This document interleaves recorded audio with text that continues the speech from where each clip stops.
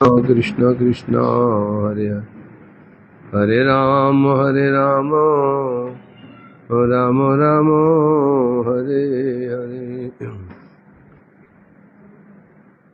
द्वितीय खंड प्रथम भाग प्रथम अध्याय।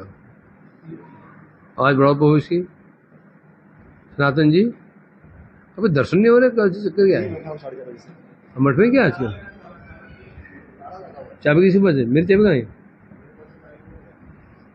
मुझे चाबी देगा था ना किसी को मैं, हैं?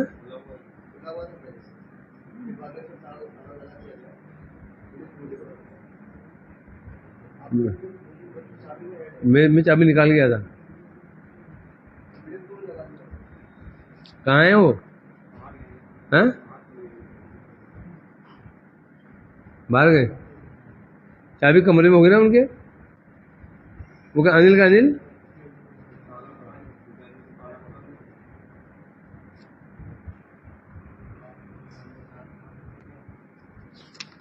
बैठ जाओ, कोई बात नहीं।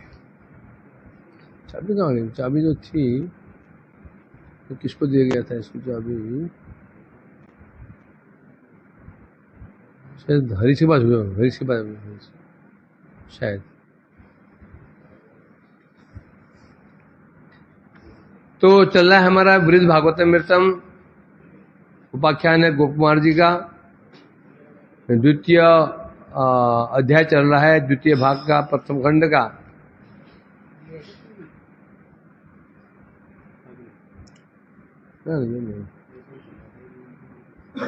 नहीं खोल के देख, ये तो नहीं है, वो चाबी नहीं थी। वो चाबी कुछ है ना, वो पीतल है, पीतल ब्रास की थी, पीले रंग की।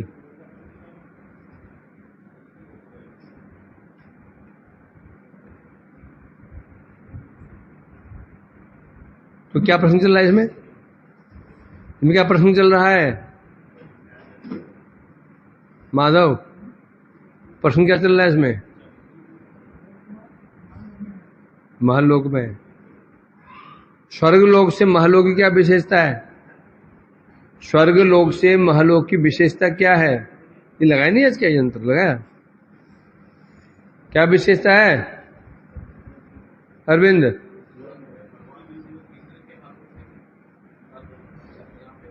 जोशी बोल।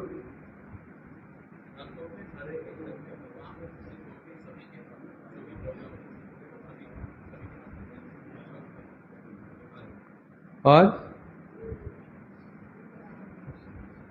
स्वर्गलोक में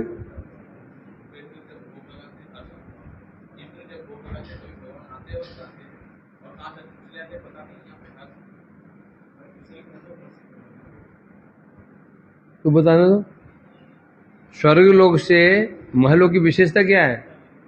खेम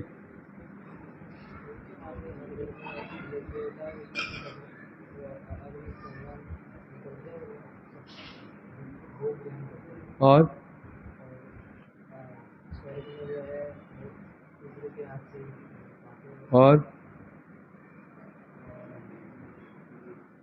वृंदावन, स्वर्ग लोक से महलोक की क्या विशेषता है?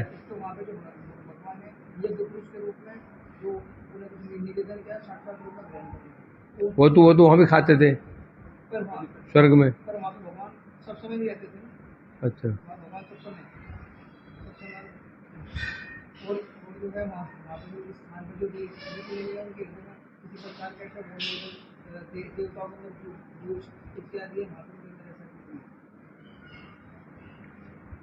क्यों बोले ये?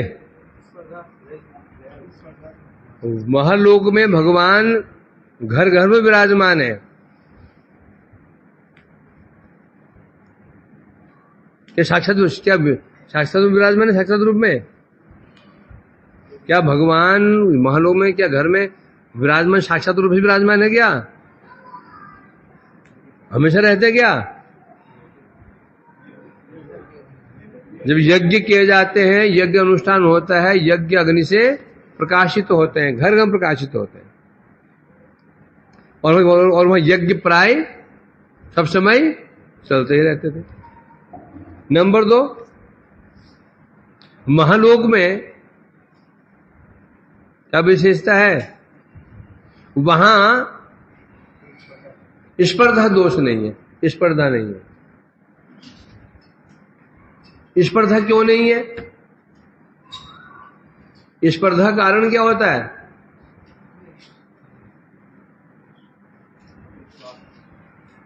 स्पर्धा क्या कारण होता है? स्पर्धा क्यों होती है? अरे वही तो, द्वेष क्यों होता है?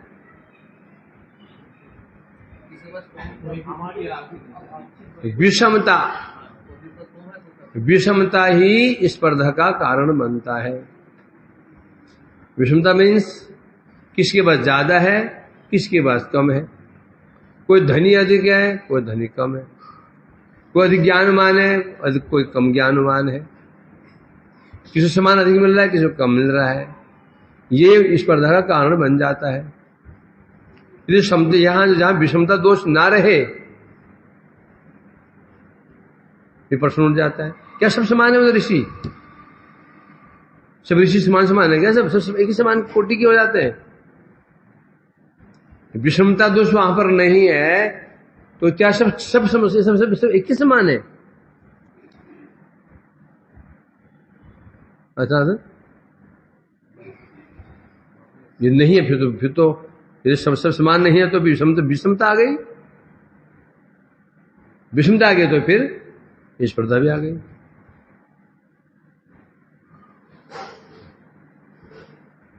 बोलो बोलो, कुछ तो बोलो।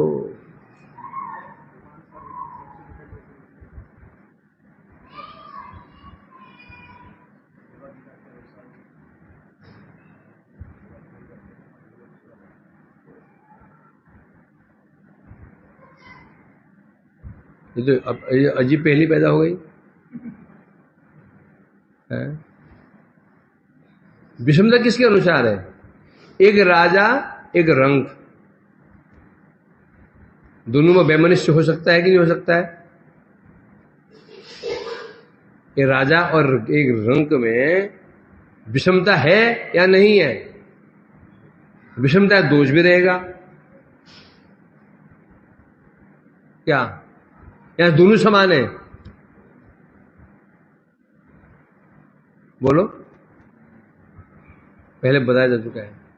एक रिक्शे वाले के अंदर यदि कामना नहीं हो धनी बनने की, तो उसकी कभी राजा से विद्वेष नहीं होगा। समझे कि नहीं? वैसे समान नहीं है। जो अधिकार ऊंचा होगा, कोई ऊंचा नीचे अधिकार होगा, सब तो वैशिष्ट तो वहां होगा ही, परंतु विशेषता क्या है? वहां पर किसी के अंदर क्या मतलब कामना नहीं है, मुझे प्रतिष्ठा मिल जाए, मुझे सम्मान मिल जाए, ये कामना नहीं है। विषमता का आधार होता है अभाव। अभाव की उपलब्धि विषमता का आधार होता है। मेरे पास कीपैड की फोन क्या बोलते हैं उसको, कीपैड फोन है, उसका एंड्रॉइड है, उसके बाद स्मार्टफोन है। क्या है? एक के बाद कीपैड फोन है, बटन दबाने वाला, दूसरे के बाद एंड्रॉइड है, एक बार स्मार्टफोन है। 3 लोग हैं। विषमता आगे नहीं आई। परस्पर स्पर्धा होगी कि नहीं होगी? स्पर्धा कैसे होती है? हमेशा नीचे वाले के हृदय में ऊपर वाले के प्रति स्पर्धा हो जाती है। परंतु यदि जो कीपैड चलाने वाला है, मुझे फोन की आवश्यकता ही नहीं है, फोन की कामना ही नहीं है, तो यदि उसे केवल हेलो हेलो ही करना है, तो फिर जरूरत ही नहीं है स्मार्टफोन की और एंड्रॉइड की। तो जिसमें एंड्रॉइड और स्मार्टफोन है, उसके प्रति उसके हृदय में विद्वेष उत्पन्न नहीं होगा। इसे कहते हैं समदर्शन। महालोक की क्या विशेषता है? किसी के हृदय में सब निष्कामी है। कोई नहीं चाहता कि मेरा सम्मान अधिक हो जाए। यदि ये भावना आ जाए कि मुझे सम्मान अधिक मिले, तो भी समस्या आ जाएगी। वहां पर यही नहीं है। जो स्वर्गलोक में है। स्वर्ग में स्पर्धा है, कामनाएं हैं।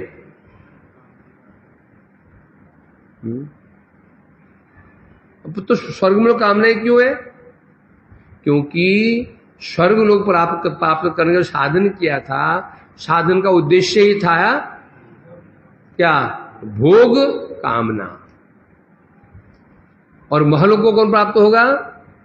साधन अवस्था में ही, जिसके अंदर कोई कामना नहीं होगी। कामना साधन अवस्था में जो स्थिति रहेगी, सिद्धि में वो चीज बनी रहेगी।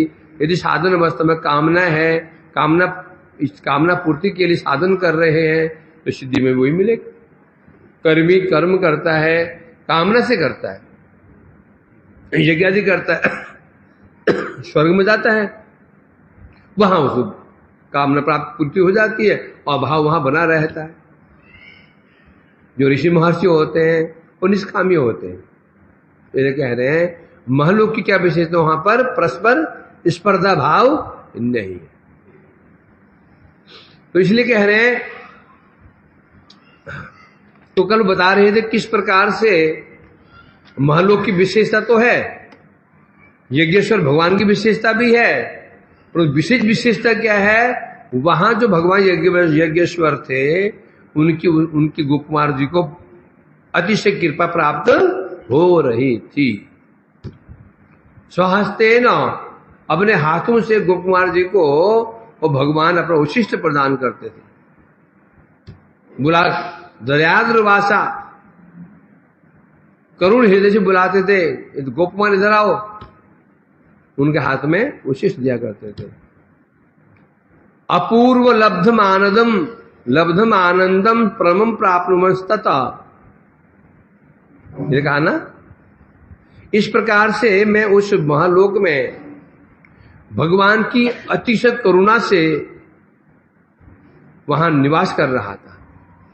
अति करुणा पूर्व भगवान मेरे को क्या करते थे? मुझे बुलाकर के हम उशिष्ट दिया करते थे। मुझे अपूर्व आनंदम प्राप्तुमन, मुझे अपूर्व आनंद की प्राप्ति होती थी, जिसके प्रभाव से संसिद्धम अशेष वांछित, मेरी अशेष वांछाएं थी, असीम वांछाएं थी। क्या वांछा थी? भगवान का दर्शन मुझे प्राप्त हो रहा था। तभी फिर कहा जब फिर मैं उन ऋषियों के संगति में यहां भ्रमण करता था, तो हर घर में मैंने देखा भगवान विराजमान हैं और सबके भोग द्रव्यों ग्रहण कर रहे हैं। इस तरह मैं अपने आप को कृतार्थ मान करके वहां निवास कर रहा था। तभी एक दिन तैर महर्षि भी प्रोक्तो अहम, तो जो वहां ऋषि मुनि थे, महर्षि भृगुआदि ऋषि थे, एक दिन उन्होंने मुझसे कहा, ये कल हो चुका था, आगे भी हो चुका था। महर्षय ऊचु भोगोप वैश्य पुत्र त्वमेतत् लोक स्वभावजम प्रदीयमानमस्माभिर विप्रत्वम स्वीकुरु दुतम। एक दिन उन महर्षियों ने मुझसे कहा, एक गोप वैश्य के पुत्र, जिनका पिता वैश्य है। कौन वैश्य? गोप वैश्य। वैश्य कुल में उत्पन्न वैश्य थे। और वैश्य फिर किसकी वृत्ति गोपालन होती है, किसकी वृत्ति कृषि, किसकी वृत्ति वाणिज्य, किसकी वृत्ति ब्याज। कुछ वैश्य होते हैं जो ब्याज के द्वारा जीवन निर्वाह करते हैं। ब्याज होता है ना, इंटरेस्ट, कुछ जीवन निर्वाह करते हैं, कुछ कृषि करते हैं, कुछ गोपालन करते हैं, कुछ व्यापार करते हैं। इनमें सबसे निकृष्ट कौन है? ब्याज वाला। जो ब्याज की तरफ जीवन निर्वाह कर रहा है वो बनिया निकृष्ट होता है। तो ये कौन थे? गोप वैश्य पुत्र। गोप वैश्य, इधर उनको उच्चारण कर रहे हैं, हे गोप वैश्य पुत्र, अर्थात गोप वैश्य के पुत्र तुम क्या करो। पहली बात तो यह है, तुम एतर लोक स्वभावजम, ये जो लोक है ना, महलोक है, यहां का स्वभाव ही है। क्या स्वभाव है? ब्राह्मणत्व तो यहां जो ये ब्रह्मलोक, ये महलोक है, यहां ब्राह्मणत्व स्वतः ही सिद्ध हो जाता है। जो यहां आएगा ब्राह्मणत्व प्राप्त हो गया उसको। अब तुम हमसे ब्राह्मणत्व हम प्रदान करते हैं, प्रदीयमानम अस्माभि विप्रत्वम, हम तुम्हें विप्रत्व ब्राह्मणत्व प्रदान करते हैं, तुम शीघ्र इसको ग्रहण करो। दो बातें कह रहे हैं। एक तो बताया एतर लोक स्वभावजम, इस लोक का स्वभाव ही है, जो यहां आ जाता है विप्रत्व ब्राह्मणत्व स्वतः सिद्ध हो जाता है। फिर कह रहे तुम ग्रहण करो, जब सिद्ध हो जाता है ग्रहण करो क्यों बोल रहे? टीका में इसको ही क्लियर किया जाएगा। हे गोवैश्य पुत्र, तुम हमसे विप्रत्व अर्थात ब्राह्मणत्व हो जाओ, स्वीकार करो। यदि आपत्ति हो, वैश्य पुत्र होकर ब्राह्मणत्व कैसे प्राप्त कर सकता हूं? क्या है? साधनी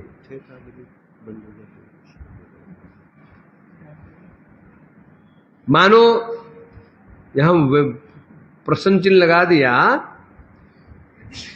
है क्या? यदि आपत्ति हो, मानो वो कहे, उन्होंने कहा हे ऋषियों मैं वैश्य पुत्र हूं, तो ब्राह्मण तो कैसे प्राप्त कर सकता हूं? ब्राह्मण पुत्र तो हो नहीं। ब्राह्मण पुत्र हो तो बाद में जब उसको 12 साल की उम्र, 8 साल की उम्र हो जाती है, उसको उपनयन मिलता है, उसको ब्राह्मण तो प्राप्त हो जाता है। मैं तो ब्राह्मण पुत्र ही नहीं हूं, तो फिर मैं कैसे ब्राह्मण तो ग्रहण कर सकता हूं, प्राप्त कर सकता हूं? इसके लिए कह रहे हैं, और ऋषि ने कहा ऐसी आशंका मत करो, तुम चिंतित मत हो। क्यों? हम तुम्हें ब्राह्मण तो प्रदान करते हैं, हम करते हैं।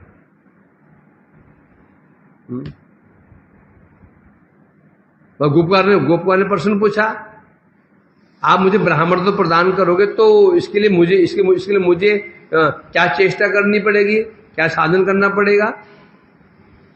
तो मुझे ब्राह्मण तो प्रदान करोगे, मुझे भी तो कुछ करना पड़ेगा ना, कुछ साधना, कुछ चेष्टा, कुछ अनुष्ठान करना पड़ेगा, तो तो प्रदान करोगे, मुझे क्या करना पड़ेगा? तो ऋषि लोग कह रहे नहीं, तुम्हें ब्राह्मणत्व प्राप्त करने के लिए तपस्या आचरण आदि कोई प्रयास करने की आवश्यकता नहीं है। क्यों नहीं है? तत्लोक स्वभावजम, क्योंकि तुम जहां विराजमान हो, ये महालोक है, इस लोक की ये स्वभाव है, ये लोक का ये धर्म है, ये विशेषता है। जो यहां आ जाता है उसे ब्राह्मणत्व स्वतः ही प्राप्त हो जाता है। वो ब्राह्मणत्व प्राप्त करने के लिए और कोई चेष्टा नहीं करनी पड़ती। हाँ, सिद्ध होने पर भी कुछ अनुष्ठान जरूरी हो जाते हैं, कुछ अनुष्ठान जरूरी हो जाते हैं, तो बाह्य अनुष्ठान। तो अच्छा, कुछ बाह्य व्यवहार आदि अनुष्ठान है, तुम्हें करना होगा, अन्यथा इस लोक में वासी असंग। यदि तुम ऐसा नहीं करोगे, तुम्हारा इस महलोक में तुम्हारा निवास करना असंगत हो जाएगा, यहां निवास नहीं कर पाओगे। तो जिस लोक में रहना हो, उस लोक के अनुसार ही आचरण करना पड़ेगा। जैसा देश वैसा वेश। मठ में रहे तो मठ का सा आचरण, घर में रहे तो घर का सा आचरण। यदि विपर्य हो गया तो समस्या हो जाएगी। मठवासी है, आचरण घर का सा आचरण कर रहा है, घर में रह रहा है, मठ का सा आचरण कर रहा है, गाड़ी चलेगी नहीं, गाड़ी नहीं चलेगी, उसके मार्ग में बाधाएं अवश्य आ जाएंगी। अतः गृही व्यक्ति, गृही का आदर्श कौन है? गृही वैष्णव है। तत् कर्म प्रवर्तनात् स्वतोवृत्ते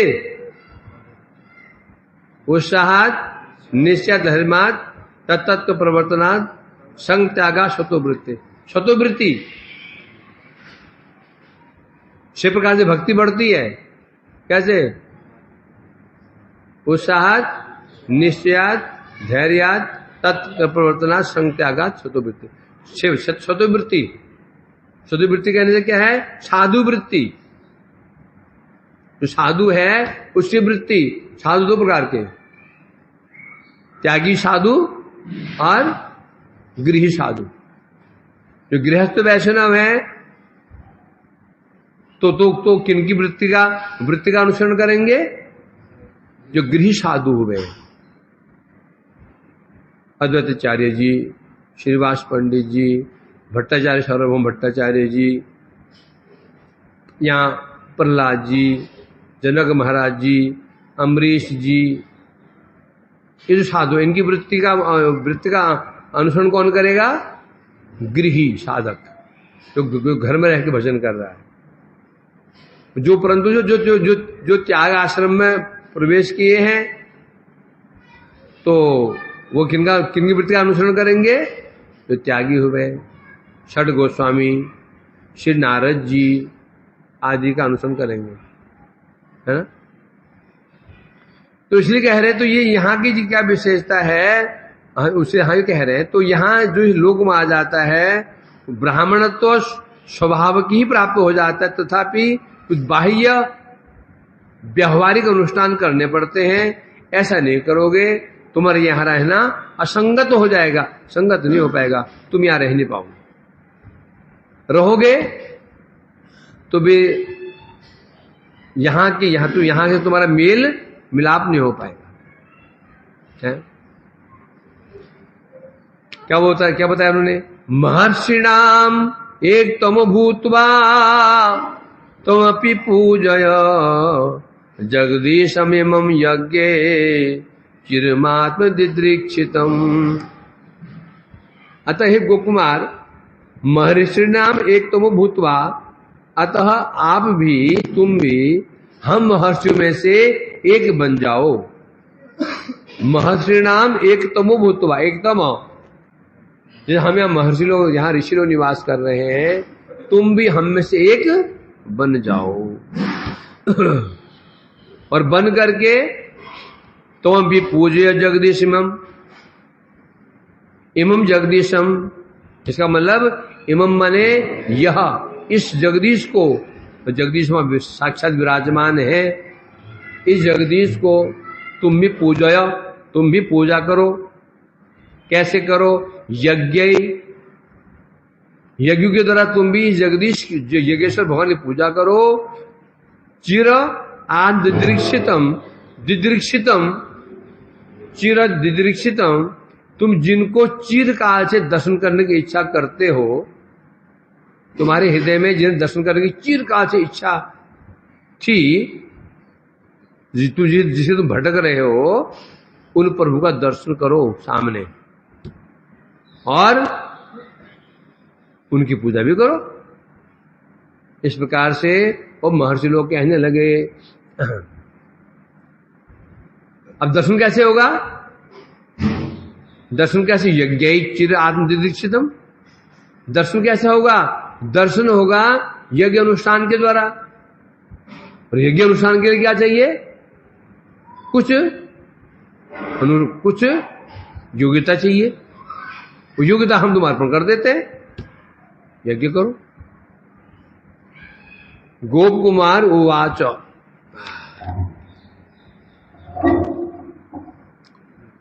तश्रुत्वा चिंतयं ब्रह्मन् वैशत्वेशा सुखम महत् प्रभोरे सांग च विप्राणा तद भक्ता न उपासनात्। अब यहां गोप कुमार जी कह रहे हैं, मातृ ब्राह्मण, तत्श्रुत्वा, उन ऋषियों की बात को सुन करके, अचिंतयन, मैंने विचार किया, और विचार करके, कैसे विचार किया? विचार कैसे होता है? ये विचार कैसे किया जाता है? मन ही मन विचार किया जाता है, मन मन सोचा बन जाता है। विचार करके कहा, हे ब्राह्मण, मैंने उनसे कहा, मैंने हे ब्राह्मण, हे ब्राह्मण हो, वैश्यत्वे शाद सुखम महत,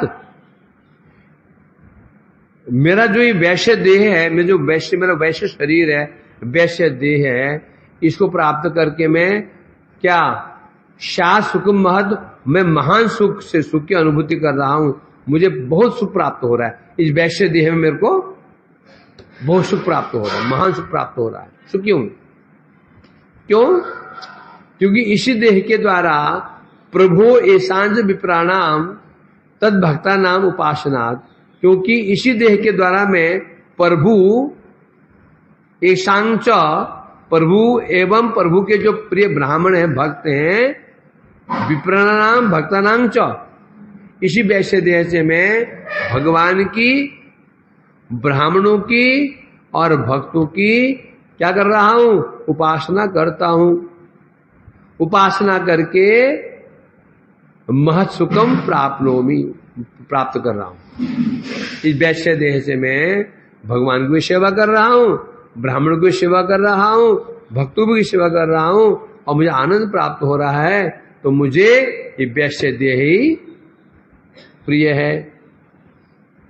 टीका में कह रहे हैं, हे ब्राह्मण,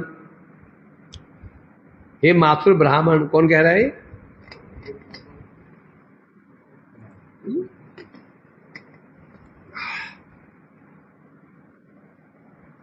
उन महर्षियों की बात सुनकर के मैंने मन मन विचार किया, इस वैश्य देह प्राप्त करके मैं बहुत सुखी हूं। क्योंकि यदि मैं विप्रत्व प्राप्त कर लेता हूं, मैं विप्र ब्राह्मण बन जाता हूं, ब्राह्मण तो मैं ग्रहण कर लेता हूं, तो फिर क्या होगा? मैं ब्राह्मणों की और भक्तों की सेवा से मैं वंचित हो जाऊंगा, क्योंकि ब्राह्मणत्व में दास्य की अनुपयोगिता है। ब्राह्मण देह में दास्य की अनुपयोगिता है, जिस कारण से मैं ब्राह्मण देह से भली भांति सेवा नहीं कर पाऊंगा। इसलिए तात्पर्य कहने क्या हुआ? वैश्य देह सेवा का प्राप्ति के सेवा के उपयोगी है, ब्राह्मण देव सेवा के अनुयोगी। ब्राह्मण श्रेष्ठ है, ब्राह्मण की सेवा करेगा, वैश्य सेवा करेगा, ब्राह्मण की भी सेवा करेगा, क्षत्रिय की भी सेवा करेगा। अब वैश्य की सेवा क्षत्रिय भी ले लेगा, ब्राह्मण भी ले लेगा, वो जो ऊपर है। ब्राह्मण सर्वश्रेष्ठ है, और ब्राह्मण की सेवा ग्रहण कौन करेगा? क्षत्रिय करेगा क्या? क्षत्रिय ब्राह्मण क्षत्रिय सेवा करेगा, वैश्य की सेवा करेगा, शूद्र की सेवा करेगा? नहीं करेगा। तो महत्व सेवा का महत्व है। ये पॉइंट बड़ा महत्वपूर्ण पॉइंट है, ये बड़ा महत्वपूर्ण पॉइंट है। जो सेवा सौभाग्य ये सामान्य ब्रह्मचारी को है, वो एक सन्यासी को नहीं है, आचार्य को और भी कम है। ये ब्रह्मचारी का निम्न अधिकारी है, सब कुछ सेवा कर सकता है, तो चरण दबा सकता है, तो भोजन बना सकता है, उनके कपड़े धो सकता है, उनके कपड़ा साफ कर सकता है। ये सन्यासी कर सकता है? एक सन्यासी होकर के अन्य सन्यासी सेवा कर सकता है? कर सकते हैं, परंतु वहां पर एक ईगो आ जाता है, मैं सन्यासी हूं, मैं कैसे करूं। यदि भक्ति मार्ग में ऐसा नहीं है, भक्ति मार्ग में सन्यास सामान्य वो विशेष सन्यास मतलब क्या? सन्यासी और सेवा अधिक करेगा। भक्ति मार्ग में जो सन्यासी होते हैं और ज्ञान में सन्यासी अंतर, ज्ञान मार्ग में सन्यासी होते हैं, उनमें क्या होता है? सन्यासी का अभिमान होता है। परंतु वैष्णव मार्ग में सन्यासी बने और सेवा परायण, और सेवा परायण, है ना। और यहां सामान्य रूप में कह रहे हैं, मैं यदि ब्राह्मणत्व प्राप्त कर लेता हूं कि ब्राह्मणत्व में दास्य की का अभाव है, ब्राह्मण की सेवा नहीं करेगा, करना भी चाहेगा कोई सेवा ग्रहण करेगा नहीं। वैश्य हूं मैं तो भगवान की भी सेवा कर रहा हूं, ब्राह्मणों की भी सेवा कर रहा हूं और भक्तों की भी सेवा कर रहा हूं। अब तुम लोग वैष्णव बने हो, भजन कर रहे हो, तो पता ही व्यक्ति ब्राह्मण है तो पैर छुए, क्या तू छू लोगे उस पैर उसको? तू देख रहे हो ब्राह्मण है, ये ब्राह्मण पता चला है ब्राह्मण है ये, तो क्या उसको पैर छूने दोगे? क्यों नहीं छूने देंगे? हम श्रेष्ठ हैं, ब्राह्मण, हम वैष्णव हैं, है? तो इसे कह रहे नहीं। इसलिए पक्षांतर में क्या है, वैश्य देह द्वारा ही दास्य भाव जो योगेश्वर वैष्णव की सेवा की, अर्थात पक्षांतर में क्या है, जो वैश्य देह है इस देह के द्वारा भगवान की भी सेवा हो जाएगी, वैष्णव सेवा हो जाएगी और ब्राह्मण सेवा भी हो जाएगी। ब्राह्मण देह से केवल और केवल यज्ञेश्वर भगवान की सेवा हो सकती है। ब्राह्मण भगवान की सेवा तो कर सकता है, तो भक्त सेवा नहीं कर पाएगा। सोच रहे ये, यदि मैं वैश्य देह में हूं तो मुझे श्रेष्ठ ब्राह्मण है, भक्त सेवा करूंगा मैं। यदि ब्राह्मण तो मुझ में आ जाता है तो फिर मैं ब्राह्मण, यह अभिमान आ जाएगा, अभिमान आ जाएगा, फिर मैं सेवा कैसे करूंगा? करना भी चाहूं तो भी मेरी सेवा कोई ग्रहण करेगा, मेरे कोई सेवा करने नहीं देगा, है? क्या हुआ?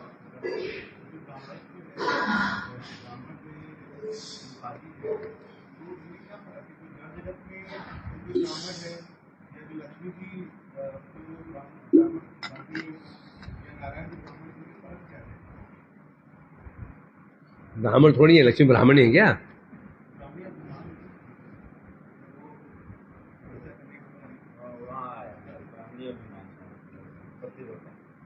नारायण के ब्राह्मण है, वो इन नियमों से ऊपर है। ब्राह्मण वो इत्यादि जो परिचय है, ये देह का परिचय है। ये कहीं कह भी दिया जाता है, व्यवहार में कह दिया जाता है, ब्राह्मण नहीं है। ब्राह्मण कहने से एक जड़ उपाधि, ब्राह्मण एक जड़ उपाधि, समझेगा नहीं? आत्मा की उपाधि नहीं है। जब ब्राह्मण आत्मा की उपाधि नहीं है, आत्मा परमात्मा है या उनकी शक्ति है, उनकी उपाधि कैसे हो सकती है? ब्राह्मणी, समझेगा नहीं? तो इसलिए कह रहे हैं यहां पर, अतः ये जो वैश्य देव, जो वैश्यत्व है, वैश्य देह है, इसी देह के रहने से मैं जगदीश्वर की सेवा कर सकता हूं, भक्तों की सेवा कर सकता हूं, ब्राह्मणों की सेवा कर सकता हूं। अतः क्या बता रहे हैं? इसीलिए बता रहे हैं, ये जो महर्षि गण वहां थे, भृगु आदि, उनसे अधिक सुख प्राप्त किसको हो रहा है? गोप कुमार को सुख अधिक प्राप्त हो रहा है। क्यों? वैश्य देह, सबकी सेवा कर रहे हो। और सुख किसमें है? सेवा में सुख है, सेवा में सुख है। इस जगत में यदि हमें सुख प्राप्त होता है तो सेवा करने में सुख होता है, ग्रहण करने सुख प्राप्त नहीं होता। सोचो, कोई हमारी सेवा कर रहा है, इसमें अधिक सुख की उपलब्धि होती है कि हम सेवा कर रहे हैं, इसमें अधिक सुख की उपलब्धि होती है।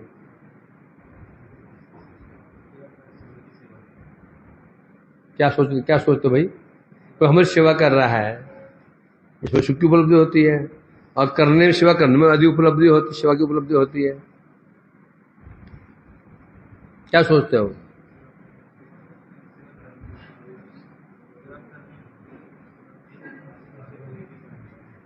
कोई एग्जाम्पल दे दो।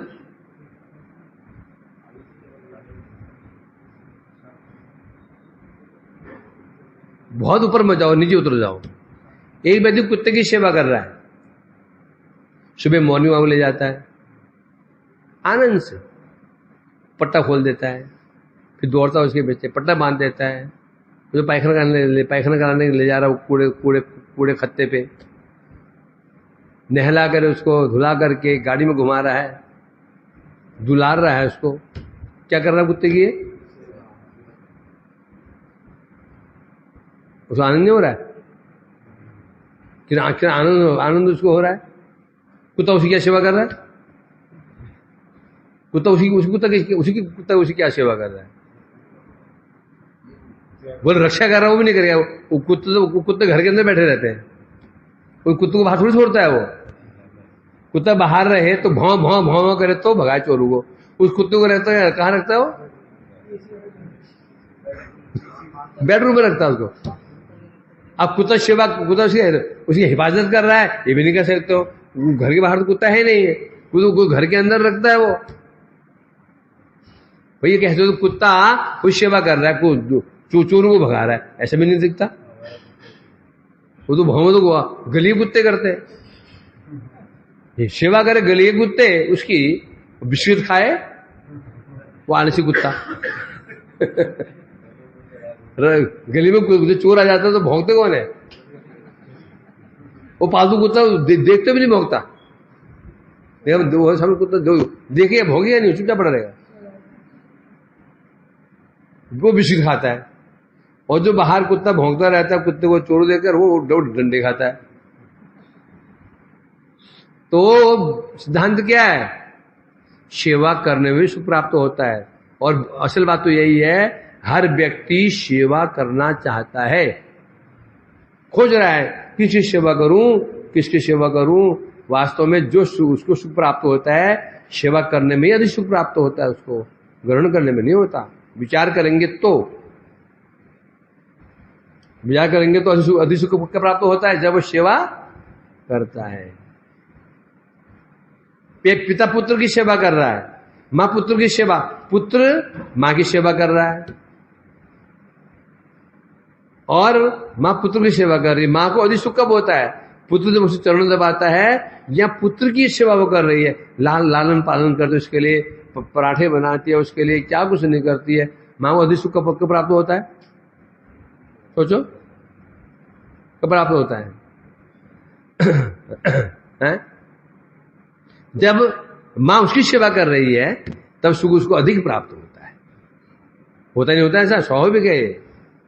सेवा ग्रहण करने में सुख प्राप्त होता है, सेवा करने में उसे अधिक सुख प्राप्त होता है। तो क्यों जीव स्वरूपता, जीव के स्वरूप में सेवा ग्रहण करना नहीं है। जीव के स्वरूप में सेवा ग्रहण की प्रवृत्ति नहीं है। क्या प्रवृत्ति है? सेवा करने की प्रवृत्ति है। और आश्चर्य की बात तो यही है, भगवान भी ऐसे ही है। भगवान को भी सेवा ग्रहण करने की अपेक्षा सेवा करने में अधिक आनंद होता है।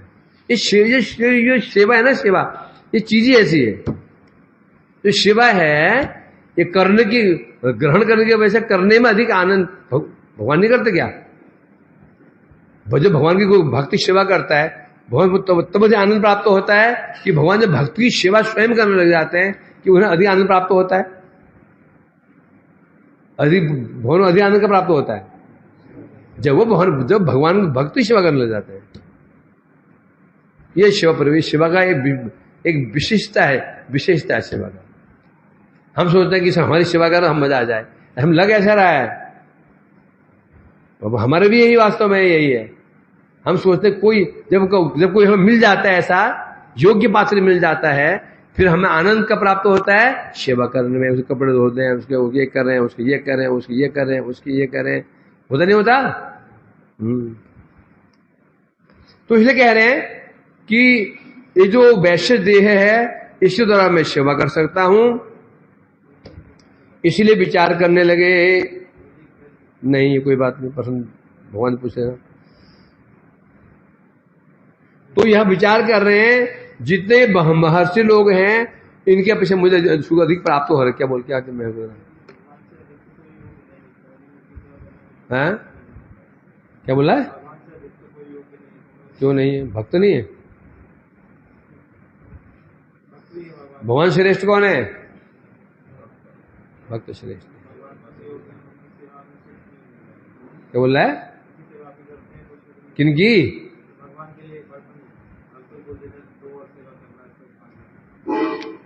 अब नहीं होना चाहिए भाग, तुम क्या करें बताओ। इस प्रकार से विचार कर रहे हैं। ये शाम यज्ञ एक निष्ठा नाम एक नावश्यक निजे जपे जो सदगुरु दिष्टे मानदम सादृष्ट सत्फले। ये श्लोक बड़ा ही प्रेरणादायक श्लोक है। ये श्लोक बड़ा मार्गदर्शक श्लोक है। ये श्लोक विचार कर रहे हैं। ये शाम यज्ञ की निष्ठा नाम एक आवश्यक निजे जपे जो सदगुरु दिष्टे मान्यम सादृष्ट सत्फले। अब विचार कर रहे हैं जितने ये शाम जितने भी ये महर्षि लोग हैं या निवास करने वाले हैं, कौन है? यज्ञ की निष्ठा नाम, यज्ञ निष्ठा परायण है। जितने भी ये ऋषि वर्ग हैं, ये कौन है? यज्ञ की निष्ठायाम। इनकी निष्ठा किसमें है? केवल यज्ञ में है। यदि मैं ऐसा बन जाता हूं तो आवश्यक निज जपे जो सदगुरु दिष्टे मान्यम।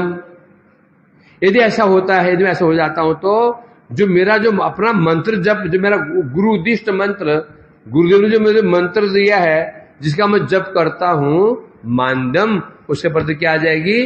मंदता आ जाएगी, कमी आ जाएगी। यज्ञ करने पड़ेंगे, मंत्र मैं कैसे जपूंगा? मानदम हो जाएगा। और विशेष रूप से क्या है? शाद दृष्टि सत्फले। जबकि मैं अनुभव कर चुका हूं ये जो मंत्र है इसका मैं फल अनुभव कर चुका हूं। कैसा है ये? सत्फले। ये मुझे मंत्र है, जो मंत्र मैं अनुभव कर चुका हूं, ये मंत्र की विशेषता अनुभव कर चुका हूं। अनुभव करने के बाद यदि ना करूं मैं, एक भाई हम की वैष्णव को उसकी महिमा अनुभव नहीं कर पाए, सेवा नहीं कर रहे। जब हम उसको उसकी महिमा जान गए हैं तो भी यदि हम उससे द्वेष करें, उसकी सेवा ना करें तो क्या होगा? उनकी महिमा जानते नहीं थे, इसलिए वो सामान्य ले लेते थे। जब हमने उसके महिमा देख ली, अनुभव कर लिया, तो भी यदि हम उसकी सेवा आदि ना करें, वो स्वप्रवृत्ति नहीं हो, तो क्या है? ये अत्यंत क्या है? ये निंदनीय है। वो कह रहे हैं मंत्र मान्य सात दृष्टि सत्फले, क्योंकि मंत्र का जो सत्फल है मैंने साक्षात रूप में अनुभव कर लिया। जब मुझे अनुभव हो गया ये मंत्र इतना महत्वपूर्ण मंत्र है, फलदायक मंत्र है, तो फिर यदि जानते बूझते हुए भी यदि यज्ञ आदि में लग गया तो मंत्र के प्रति मेरी मान्यम, मेरे क्या मंदता आ जाएगी, उसमें ये दोष हो जाएगा। टीका में कह रहे हैं और भी कुछ कहते हैं, यदि मैं जितने भी ये यज्ञनिष्ठ ब्राह्मण, यज्ञनिष्ठ जो महर्षि हैं, इनमें इनकी भांति एक बन जाऊं, अर्थात एक बनने के क्या करना पड़ेगा? मेरे को विपरत्व प्राप्त करना पड़ेगा, विपरत्व प्राप्त करना पड़ेगा। यदि मैं विपरत्व प्राप्त कर लेता हूं,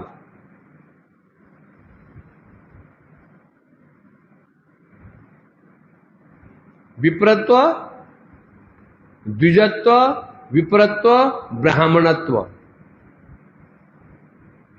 चार अवस्थाएं। एक शूद्रत्व, एक द्विजत्व, एक विप्रत्व, एक ब्राह्मणत्व। जन्मनाम जायते शूद्र। जब कोई बच्चा जन्म ग्रहण करता है, रज और शुक्र से जो जन्म होता है उसका, यह होता है शौक्र जन्म।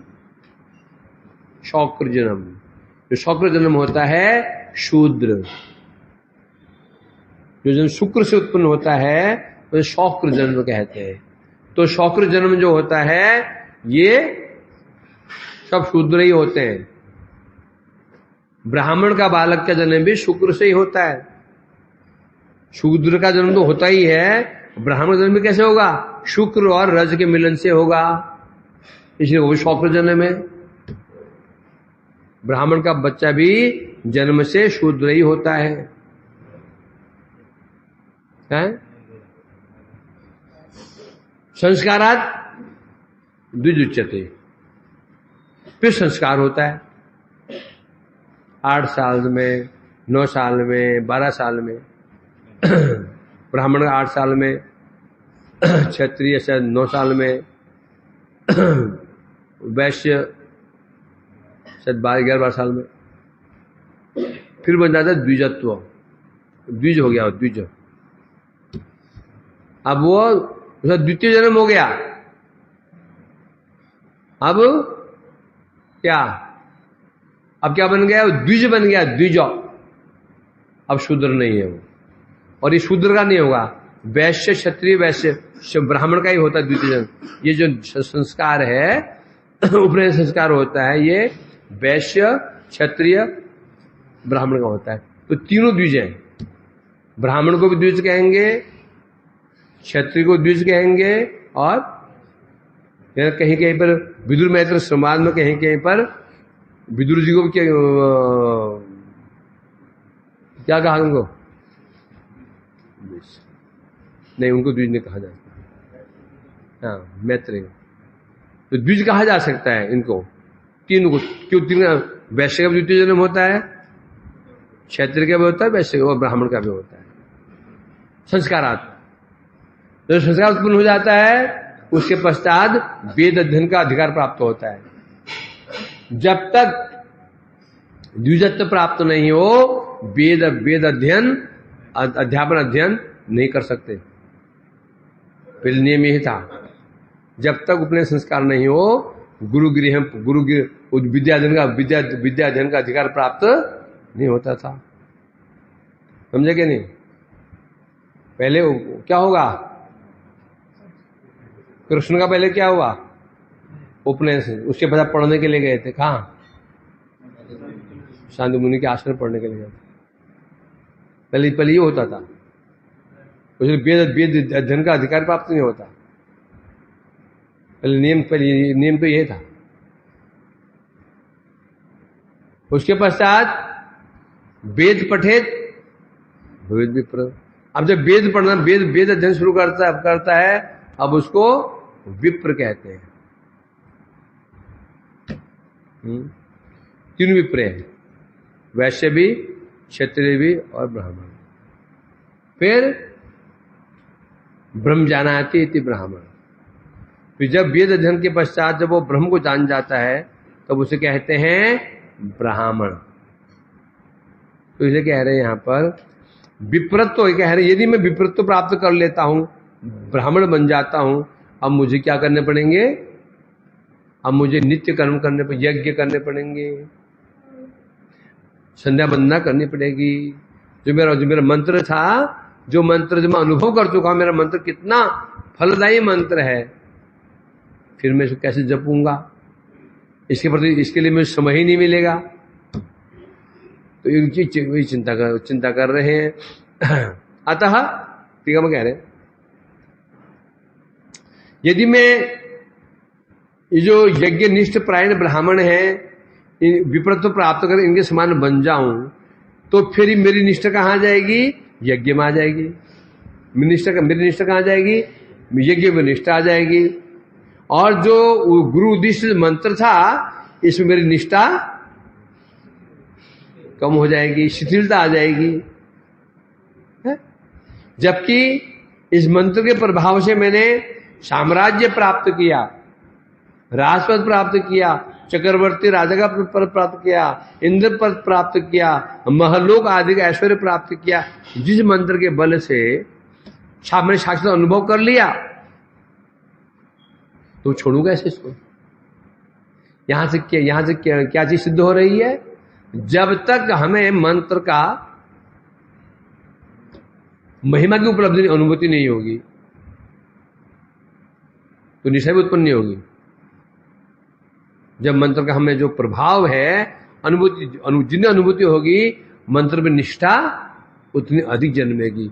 मंत्रदाता गुरु और वैष्णव सब चीज, धाम, मंत्र, भक्ति, जितना हम उसका जो महिमा अनुभव करेंगे, हम फल मिलेगा, अनुभव करेंगे, उतने परिमाण में उनकी श्रद्धा बढ़नी शुरू होगी। यदि हमें मंत्र का कोई अनुभव ही नहीं हुआ, क्या मिला हमको, क्या मिल रहा है, क्या मिला, अनुभव ही नहीं हुआ, तो निष्ठा नहीं होगी। गुरु वैष्णव हमें क्या मिला और क्या मिल रहा है, क्या मिला, अनुभव नहीं है, तो उनके प्रति निष्ठा नहीं होगी।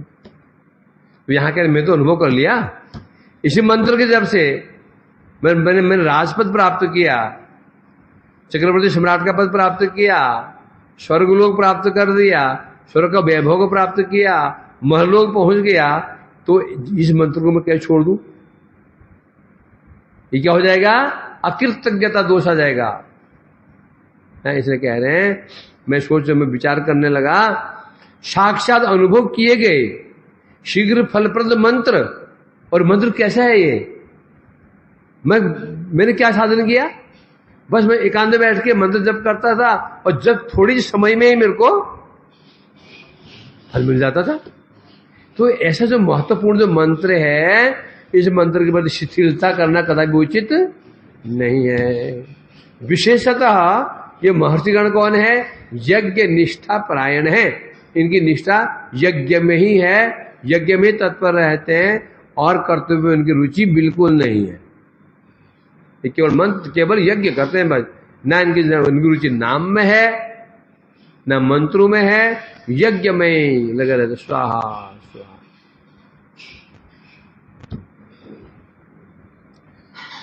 ततस्तान अनुमान्यहम् अनंगीकृत विप्रताम तत्रावसम स्वतो जात प्रजापत्यमासु गए। ततः तान अनुमान्यान अहम अनंगीकृत विप्रताम। इसलिए मैंने तथा मैंने इसके पश्चात, इसलिए मैंने विप्रताम अनंगीकृत्य, विप्रता अनंगीकृत्य, मैंने विप्रत्व को अंगीकार नहीं किया, ब्राह्मणत्व को अंगीकार नहीं किया। वो जो देना चाहते थे मैंने अंगीकार नहीं किया। और कैसे? तान अनुमान्य, कैसे मैंने कैसे उसको अनंगीकार कर दिया? नहीं हमें नहीं चाहिए। ऐसे कैसे बता रहे हैं? तान अनुमान्य अर्थात मैंने उन ब्राह्मणों से अनुनय भी नहीं किया। नहीं आप छोटे हो, आप तो यज्ञ करते रहते हो, वो मंत्र जब तम जाने में मंत्र क्या महत्वपूर्ण है, हम नहीं छोड़ेंगे इसको, ऐसा नहीं। अनुनय विनय करके, अनुनय मैंने विनय किया, उनसे प्रार्थना की उनसे, तब उनके आग्रह से मुक्त हुआ। तो उनका ठीक है, जाओ। जो काम विनम्रता से हो सकता है वो काम बल से नहीं होता, समझे क्या? नहीं तो विनम्र हो, किसी के ऊपर हो, हाथ जोड़ के है मैं काम नहीं कर सकता, तो सामने दुखी भी नहीं होगा, और वो ठीक है, कोई बात नहीं। अगर बोलेंगे हम नहीं करेंगे काम, हम नहीं कर सकते ऐसा काम, तो क्या हो जाएगा? अब तुम्हें करना पड़ेगा, तो बैग उठाओ चल मन पूर्वाश्रम की ओर। इसलिए विनम्रता प्रभु मैं नहीं कर सकता, मेरी ये समस्या है, वो समझ जाएंगे। ये कह रहे हैं तो यहाँ से शिक्षा प्राप्त हुई। वांछा कल्प तरुभ्यश्च कृपा स्नुवैतानां पावन वैष्णवेभ्यो हरे।